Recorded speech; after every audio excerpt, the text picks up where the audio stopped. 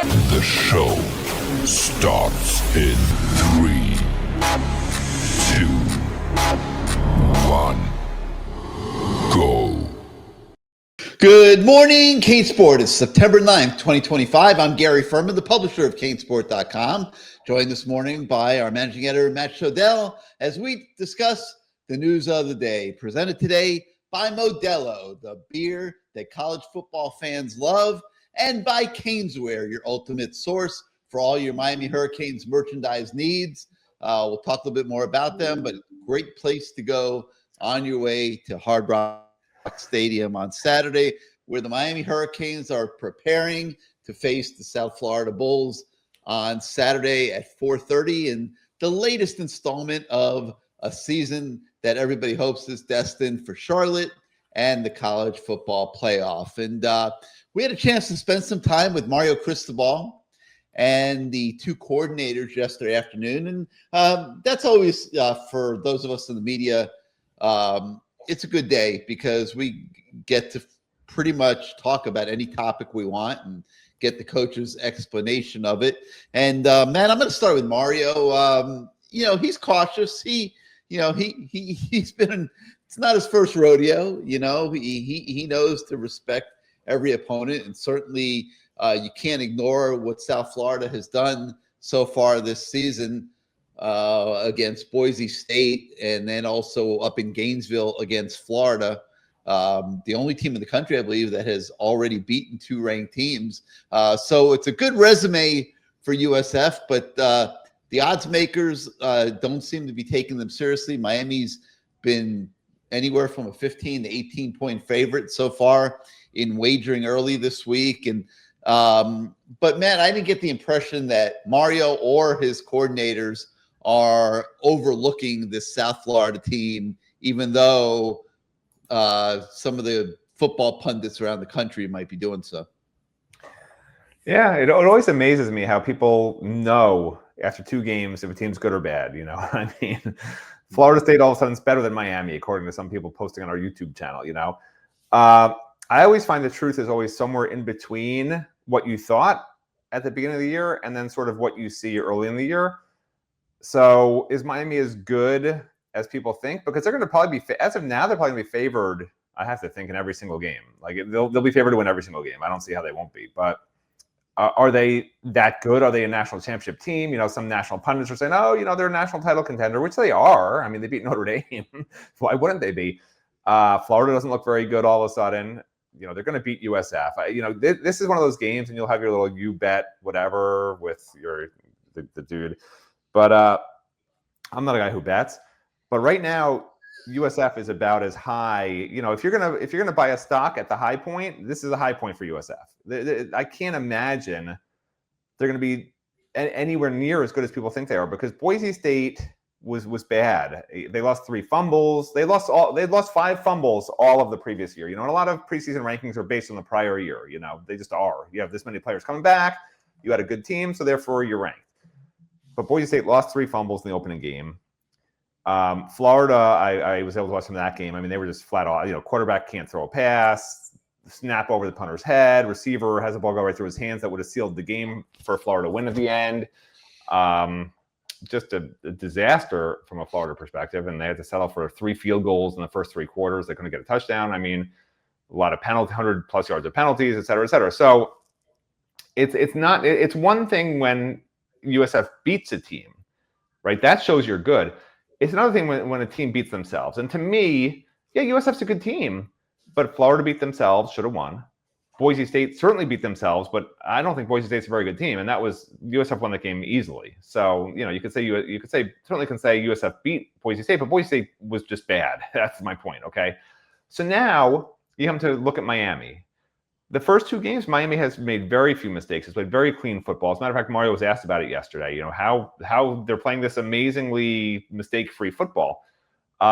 Now, what will be different this week is a couple of things, and this is what I'm looking for, because I think Miami's going to win easily. Again, I do think they'll win easily. And Miami also is at the high stock mark, right? They beat Notre Dame, played an awful team last week, so everyone thinks they can be great, and everyone has looked great, right? The receivers look great, quarterbacks look great, defensive tackles have been fine. Everything that was question marks has looked great for Miami. But every week there's a different challenge. Every week you have a different system you're facing, most of the time, and obviously different personnel, et cetera, different game plans to try and stop you based on what they saw in film from you this year, right? And there will be a team that gives Miami problems defensively. There will be a team that gives Miami problems offensively.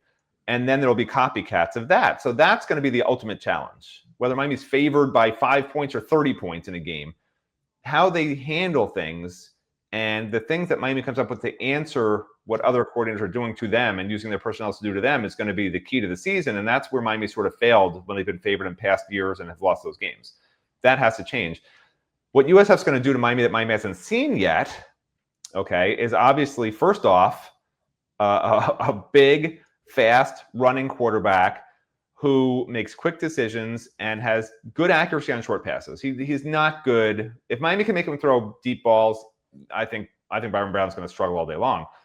He has a 65% completion percentage. He hasn't thrown an interception in 240 or whatever his passes because he doesn't really push the ball down the field that much. It's a power run game behind the quarterback who's 232 pounds and a quick passing game. And they're going to do that against Miami all day long because if he drops back and sits there, and if Miami's able to rush and stay in his lanes, he's going to get sacked 10 times. I mean, he just is. The USF offensive line is not going to hold up against Miami's defensive line, period. And USF knows that. So the challenge for Miami's defense is, and Corey Heatherman addressed it yesterday, how do you stop the quarterback run? That's what they got to do. If they stop the quarterback run, they win by 4 or 5 touchdowns, in my opinion, okay? Because USF's not going to score without that happening.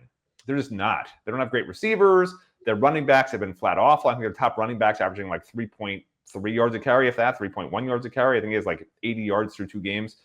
So that's the key. That's it. And as I said yesterday on the show, Corey Heatherman, I don't think is going to use a spy to do it. I think he's going to bring an extra man into a gap that the defensive lineman will create, and that linebacker or safety, or whoever it is going to shoot into that gap. And they're not going to do a lot of stunts and twists. They're going to stay in their lanes and push their offensive lineman into Byron Brown. That's the key against this guy. You can't give him room to scramble. You have to set the edge. You can't give him room to run up the middle on quarterback draws, which they love to do. They do, I've seen it on film. They do a lot of RPO stuff, and they run it very fast. They run a very fast offense, trying to prevent the defense from really being set and getting their calls. And a lot of times what they'll do is the RPO fake handoff. But when it's the fake handoff and the keeper, the running back actually becomes a lead blocker, a fullback of sorts for Byron Brown. So Corey Heatherman has to account for, 6 or 7 guys on offense blocking for Byron Brown. He has to have 6 or 7 guys in the box to stop Byron Brown, right? So I expect 7 guys in the box pretty regularly in this game, if not 8, depending on if USF goes 2 receivers or not, or spreads them out. Now, on the other side of the ball, USF's defense isn't particularly good, but their secondary's improved. And what USF does on defense that I've noticed is they are aggressive. They will have 7 or 8 in the box almost every snap. And they are constantly, the line's constantly, really trying to get a push into the offensive backfield. And the two linebackers are basically in read and react mode every play. They very rarely are taking a chance and sending those linebackers in blitzes. They like to keep them in read and react mode and sort of see what the offense is doing and then have them either go in against the run or try and fall into a zone or whatever the case may be. And that's a little different than what Carson Beck and Miami have seen so far this year. And it's also going to be a little tougher for Malachi Toney because he finds that wiggle room sort of in the middle. And these 2 linebackers bracket that, and they're reading and reacting, and they're not just sort of running rampantly at the snap, either in run support or blitzing the quarterback or going out in coverage. They're actually just looking, right? And they're going to have their eyes on Malachi Toney. So this is a game where I think, unlike the first 2 games where you saw Carson Beck basically go to his first read, I would guess 80% of the time it was his first read. I rarely saw him going through his progressions. This is a game where he will have to use all that knowledge that he has, and he knows that. He studied the film. He will go to his second progression, third progression.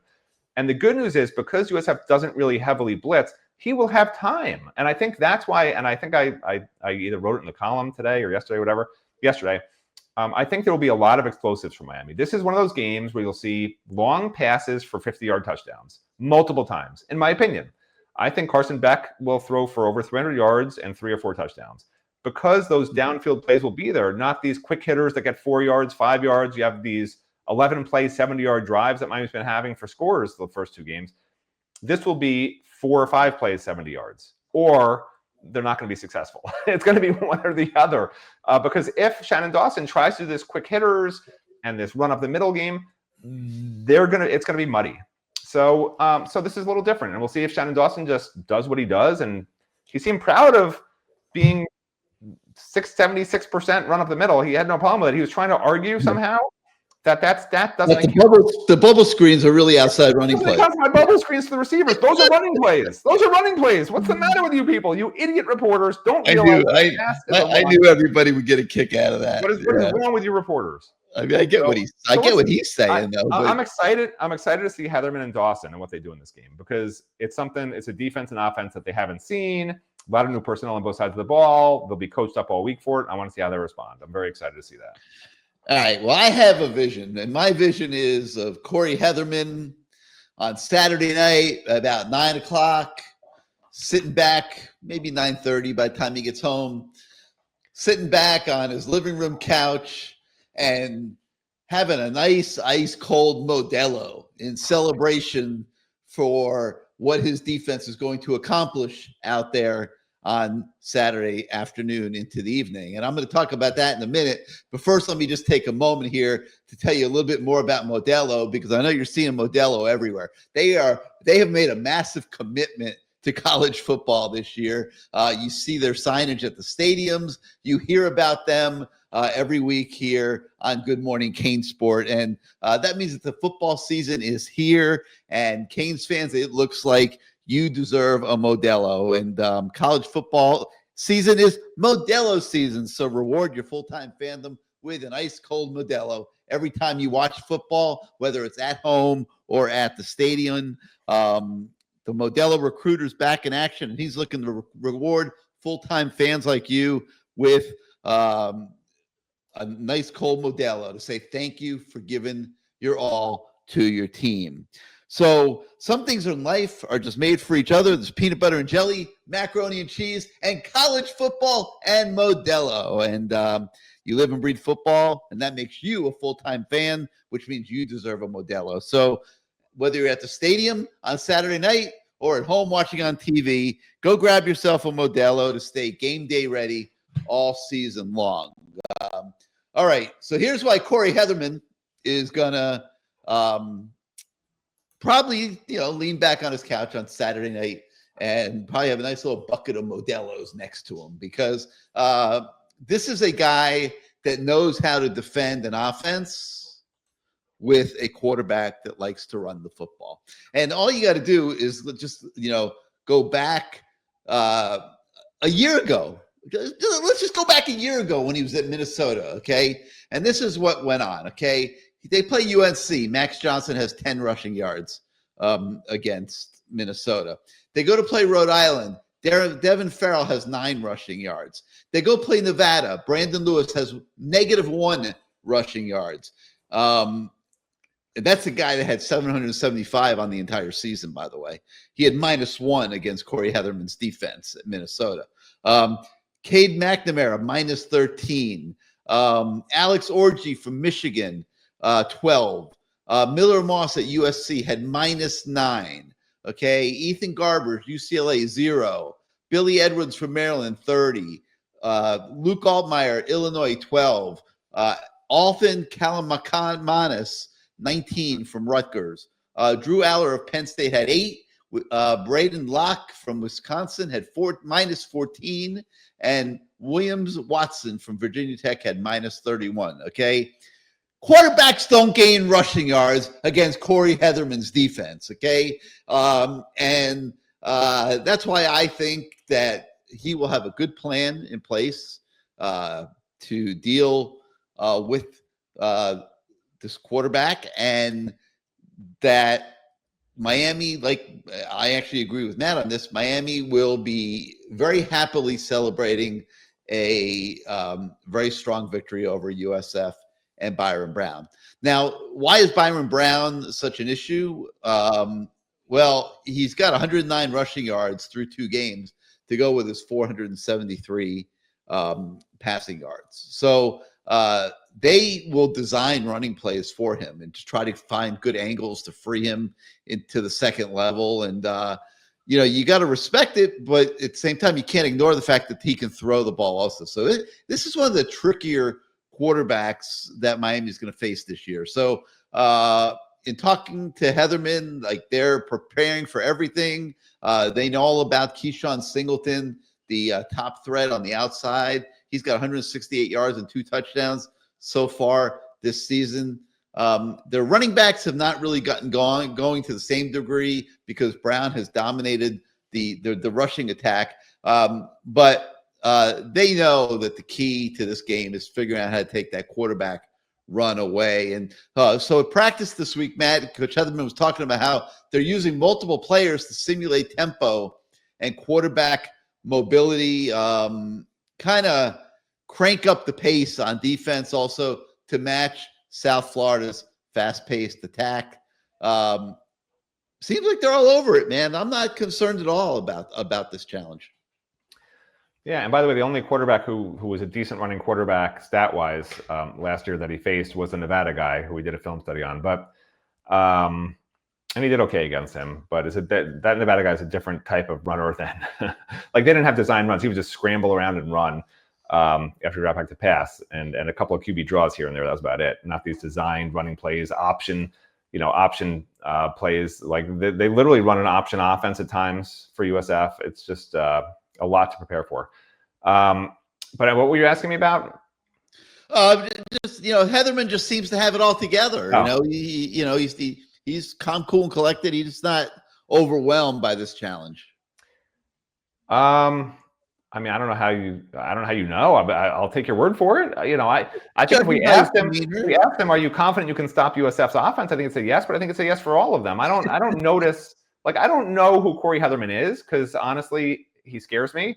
You look at his eyes and they sort of always look like he's ready. I used the whole chess thing. I wasn't kidding. Like, the opponent's playing chess against Heatherman in a game.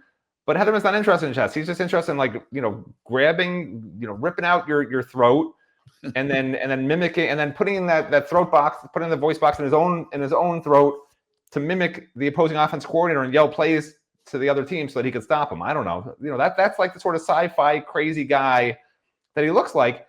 But the players love him. The players understand his defense, and now it's a real test because they haven't faced this fast-paced, frenetic offense with all these different things you have to prepare for. You have a week to do it. Before the season, USF wasn't supposed to be very good. Now, all of a sudden, this is a massive challenge, according to some people. I don't think it will be. But, Miami out-talents USF at every position. Every position, just pure player-wise. There's no reason why Miami should not easily win this game, assuming that the program is in the trajectory that we all think it is, which is why Miami's favored by 16, 17 points in the game. That's not a small line. We're not the only ones thinking this or saying this. On a little bit of a side note with Heatherman, he's thrilled to be to get our defensive end / tackle Armando Blunt back this week. Blunt's a guy that they've been trying to find a nice role for in multiple packages. So getting him back is a bigger deal than probably everybody here on the outside understands. He's developed into a physical presence here in the second year of his career, can play inside and outside, which gives Heatherman a lot of schematic flexibility. So they were really pumped up to be getting him back.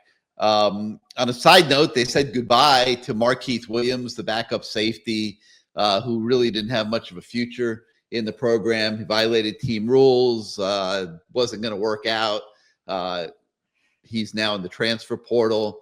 No big deal at all. I mean, none whatsoever. I mean, he wasn't going to play, and he had been passed up and clearly wasn't handling it well. And you don't need guys like that on the roster. They're a distraction. Mario Cristobal and Markeith Williams made the move quickly, severed ties, and now Markeith is in the transfer portal.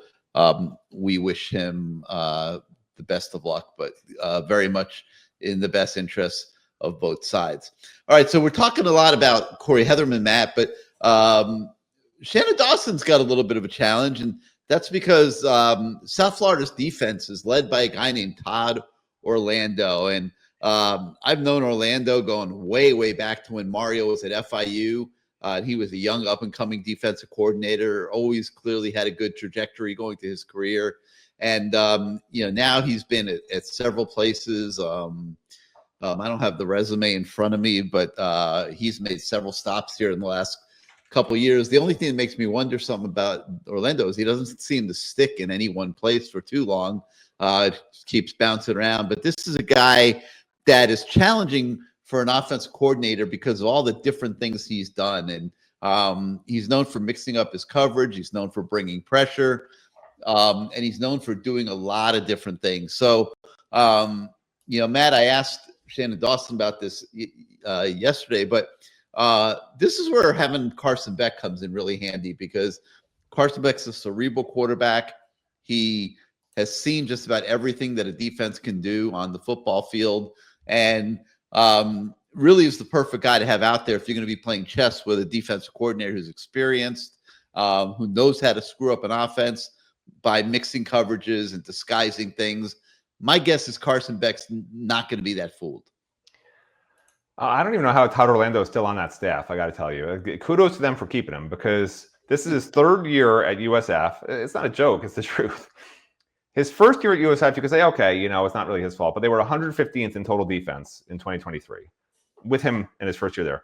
Then last year, you expect, they'll be a little better, right? It's second year. They know the system, the kids, the players. Sorry, I say kids. I'm sorry, everyone out there. Okay. The players know his system. He's sort of brought in some of those guys. They went from 115th the year before to guess how much better they improved, Gary. Guess how much they went up. They went all the way to 118th. Yeah. They got 3 places worse. And yet they still brought him back this year. Well, you can't blame him if he doesn't have the personnel. Well, some people would. This year they if Miami brought in a coordinator who his first year he's 115th in total defense, you'd be like, okay, it was last year's guys. If he does 118th the next year after everyone knows his system, we'd be running him out of Coral Gables. No argument. He would not be allowed to eat a meal in public, let alone no argument. Yeah. So, but kudos to them. They seem a little better this year. Kudos to them because they kept him, and he is so far better. Florida and Boise State again. It's 2 games in, right? So maybe Florida's offense and Boise State's offense are 2 of the worst in the country. We don't necessarily know yet. It's like going, we all go stone crabbing, right, Gary? It's like your first 2 pots, you look at them. You go stone crabbing. I won't get on the boat with you. I know you won't go. You got to get a bigger boat. Would you get a bigger boat already? I'd love to go stone crabbing. It's hard to pull up the pots on a big boat. You have to have a small boat. But anyway. I'm not going on that. You have to be closer to the water line. Otherwise, you're going to hurt your back at my age. But it's like looking at your first 2 pots and saying, oh, we got this many. So therefore, when we're done with trip, we'll have this many. It never works out that way. It never, ever works out that way. So every assumption that a fan wants to make right now about Miami or any other team, I would say there's probably a 95% probability you're wrong. And I'm not talking about personnel. We know some players are good, but I'm talking about actual full teams. Like, oh, Miami's going to finish undefeated or whatever. Like, there's going to be somebody who gets it right, but it's like trying to get the first round of the NCAA basketball tournament right. It's very hard to do. Very low percentage will do it. 5%, 10% will do it. You don't know what's going to happen. I don't think the USF defense is any good. I'm sorry. I'm not going to lie and sit here and be like, oh, this is a massive challenge. I don't think they're good on defense. Well, this is their greatest test, and I wouldn't be surprised if they're made to look bad. I mean, Carson Beck is hot as hell right now. He's completed 86% of his passes through 2 games, 534 yards, 4 touchdowns. Yeah, as long as Shannon Dawson has a good game plan, they will score a ton of points in this game.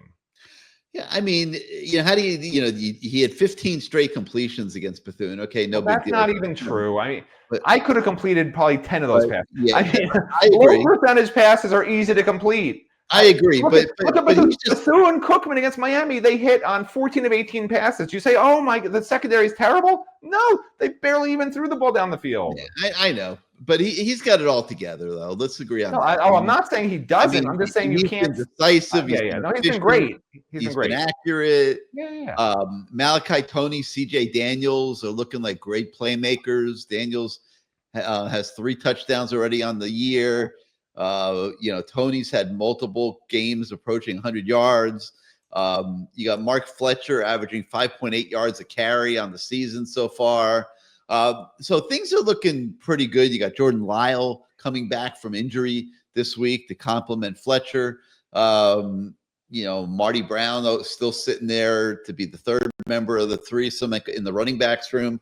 So, Miami's in a good place right now. And I'm guessing, like you are, that South Florida is going to be, a little overwhelmed by this, obvious talent level upgrade at Miami from last year. And I too expect the Canes to win very decisively. And we also spoke to Mario yesterday. He seems confident but cautious. He's trying to make sure he covers all of his bases.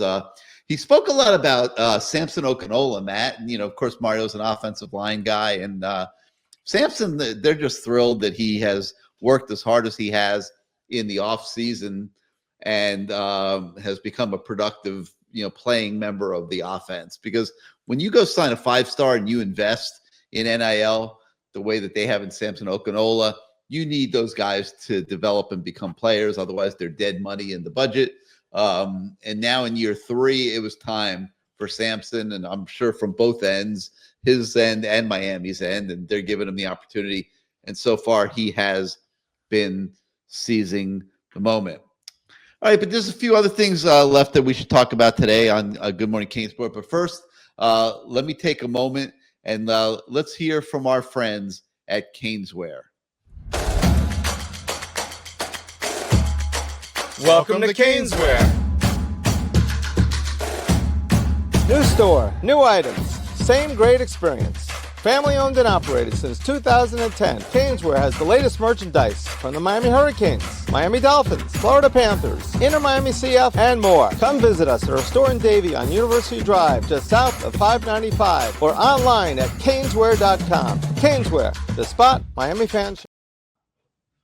Caneswear has been booming so far this season. Business has been unbelievable. You go there on game day, and there's long lines. There've been long lines up the block. So if you can get in there before Saturday, do. If you're going Saturday, get in there early on your way to Hard Rock. They have everything that the Canes fan could want under one roof, and we're talking T-shirts, jerseys, polos, hats. Flags, decals, magnets, whatever you want, they have at Caneswear, and they have it in all different sizes for men, women, kids, babies. They will even dress your pet. If you got a little dog. Here we go. They will dress your pet. Do not dress your pets. They don't want to be dressed. They would listen. If you want to dress your pet, they're going to help you out at Caneswear. It's at 2655 South University Drive in Davie, right there next to La Spada Sub Shop. You can get yourself the best subs in town if we're just looking for some simple tailgate food. So load up on your Canes merchandise, get yourself some food over there in the same center. If you can't make it to the store itself, you can go to caneswear.com 24 hours a day and get all the great deals on all the Miami Hurricanes gear you could possibly want. So it's time to get stocked up for this season that's clearly going to be exciting. Caneswear, 2655 South University Drive in Davie, or caneswear.com for all your Miami Hurricanes merchandise needs. All right, let me ask something while you were talking about putting clothes on dogs. I was looking at something. I don't understand this one. I don't understand this. I do not understand this. LSU is ranked, I think, 3rd. Is that right in the country? Yeah, they're ranked 3rd in the country. They beat Clemson, right? Florida, which everyone agrees looks like a terrible team now. Obviously they lost to USF. They didn't look good doing it. Blah blah blah. Quarterback, who's DJ Lagway, was supposed to be this great Heisman player, can't complete a pass down the field.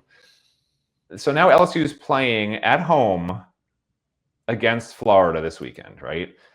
And the betting line opened at 7.5, which means if they were playing at Florida, it would be a 1.5 point line in LSU's favor.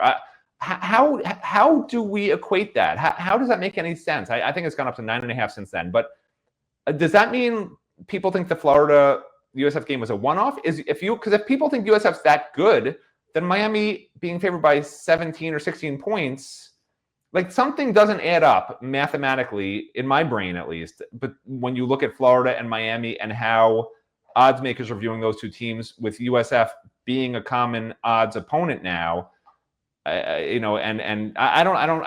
just don't get it. You would think LSU would be favored by 17 also. I mean, I don't get it. I'll talk more to Lee Sterling about this when we do the You Bet CaneSport show, but they're probably figuring that Florida's going to circle the wagons, that this is. Well, see, that's my point, right? So if Florida plays really well against LSU, maybe even upsets them, whatever it is, does that all of a sudden change the dynamic where, wait a minute, maybe like, wait, is this great? And maybe it was just a one-off against USF. Like, this is what I'm saying. Has college football become this crazy sport now where teams just can't get up every week because they're individual players on some teams and not teams? And if that's the case, and if the Florida Gators players weren't inspired to play against a no-name at the time USF team, they beat Boise State, like whatever, they're still a no-name American Conference, whatever team, and then they get up to play LSU and they, let's say, beat LSU or play great against LSU, they're going to be up, quote unquote, from Miami also, right? So I don't know where that will leave us when we get to that Florida game. Like, it's getting so hard to predict some of these games because a team can look different from week to week, so different. And that's what Mario talked about yesterday too. It's like his biggest fear. He talks about it all the time. And when I talk about things generally, unfortunately, they come true. You know, like if I say, oh my, I'm so worried this is going to happen, that happens. So maybe Mario should stop saying, if we stop focusing, we're going to lose a game. Or if we stop focusing, that's the rat poison, or, these are my words, but it's basically what he's saying. If it was me, it would all come true. Everything I say that might happen bad happens bad, but that's just because I'm an unlucky person. Yeah, but I could see Florida, really, if they care at all about Billy Napier, they're going to be looking to rally around their coach. I mean, he's down to his last straws up there, I'm sure. Their season does not look like it's going to go well, and they got a very tough schedule. Oh, insane schedule. If they're a 5-7 or 6-6 team, I don't see how he survives that. But we'll see what happens. In the meantime, a couple more things I wanted to talk about for today's show. I sent Matt to the lab. I said, you know what, Matt, our Good Morning CaneSport story that we marry this show with our Good Morning CaneSport feature on the website. And I'm like, you know what, I'm always looking, what can we do better? And so I sent Matt to the lab. I said, Matt, I really want to make that feature better. You're just the guy to do it. And he thought about it for about, I would bet, 20 seconds. And,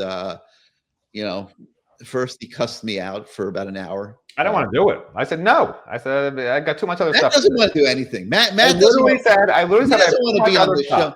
I keep saying, Matt, what you don't understand is you're so goddamn good. And I mean, people love the work that you do. I got to eat breakfast. I got to cry into my pillow for an hour. Then I got to write some sort of film analysis, cry into my pillow for another hour, have lunch.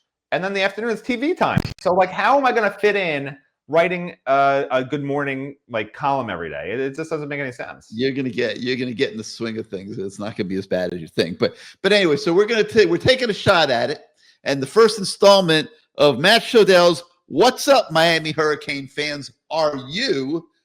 Question mark, because you're supposed to be reading. You're supposed to be reading this first thing in the morning as you wake up, and you get your coffee, and it's the good out CaneSport. Then you get in your car, you listen to this show. Like, we're trying to give you guys a morning routine. Okay, this is a free story with about the amount of information you would expect from a free story, but you might get a smile out of it. That my goal. My goal is to get a smile. Yes. My goal is to make it accessible to people with no money and show people with no money what they get for no money. And on top of that, to make fun of as many people as possible, mainly message board posters and some YouTube posters.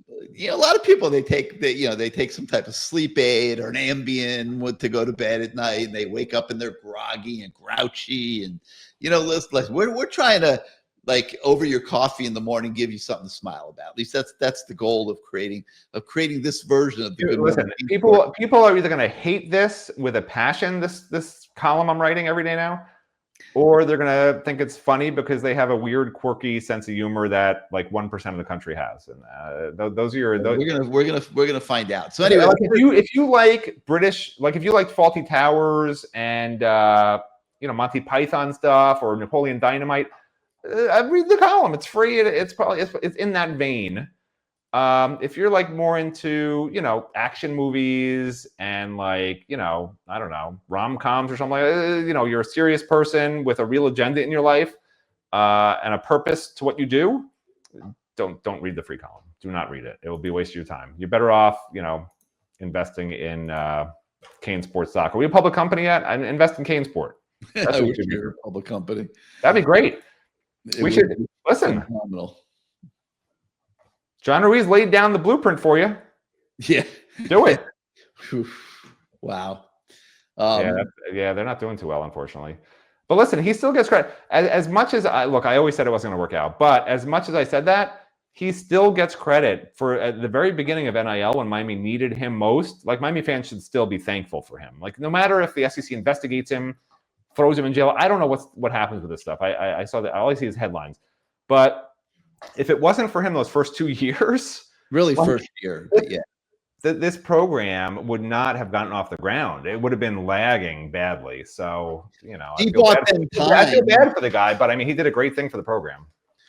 Yeah, he bought them time to get NIL organized, and we don't see him around very much anymore. I mean, he's probably a little embarrassed. I mean, he was talking about building a stadium and all these, the different things, and he's in the newspapers, people writing about him, investigations and things like that. Nobody ever wants that, but anyway. He did lay the groundwork and got the program through, the first year of NIL and gave them time. Not just football either. He helped basketball. Yeah. Yeah. I mean, he gave them time to get the collective organized, and now the collective's doing great. It's a big organization. I mean, they've got like a dozen employees. They're rocking and rolling with the collective, and as competitive as any collective in the country, really. I mean, not spending as much money as a few schools, but not that far off either. And they're trying to be smart about it, but there are not a lot of handcuffs on the programs, the athletic programs at Miami. And President Joe Echeverria has had a huge role in that too. I mean, it's not just the collective. So, isn't it amazing? Remember, like Tad Foote, like he was always at odds with the football program. It's so nice for fans, right? For football fans to have the president literally be a fan of the program, like the football program.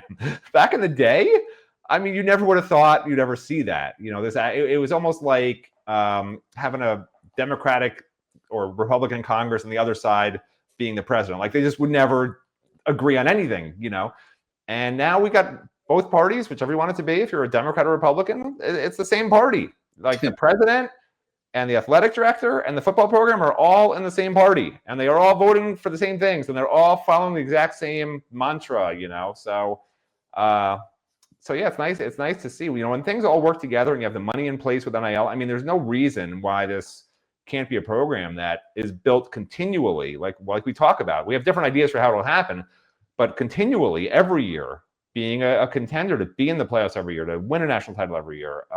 That's what it looks like it will be, should be, can be, because that's what happens when things are all aligned as well as they are right now. Yeah. All right. A couple other things on the website today. Got a story on Samorian Wingo. He went up to Gainesville for a visit. Nothing to worry about. He's still solidly in the Miami Hurricanes camp, but we catch up with him. We have a story on a 2028 top 40 athlete, Aiden Johnson. Make sure you check that out. We have a little bit more of a complete look into the South Florida team that's kind of the talk of the country right now because of their early season victories. So make sure you check that out, as well as Matt Shodell's debut, What's Up Miami Hurricane Fans, Are You column. Which do not read it. It's free for a reason. When anything that's free is always bad. Even Starbucks free coffee day, I don't even think it's coffee. It's just dirt in a cup and they stir it up. Like, you don't want free things. I went to the free day at the zoo after a hurricane years ago. I didn't know it was free day. I was willing to pay, But the line up the turnpike just to get to 100, 200, 300, whatever the hell it is street, I mean, it was backed up for miles. So I just turned around and went back home. Free stuff sucks. Don't read the column. All right, well, that's going to do it for this morning for Good Morning CaneSport. We thank you so much for starting out your day with us and reading Matt Shodell's new column that'll come to you Monday through Friday. If you're not yet a subscriber to CaneSport.com, come on, man. Please come be a member of our community. Your subscriptions are what allow us to do what we do every single day. You can test drive for $1. So please come on over and do so. So for Matt Shodell, I'm Gary Ferman. Thanks again for joining us this morning. We'll see you next time, everybody.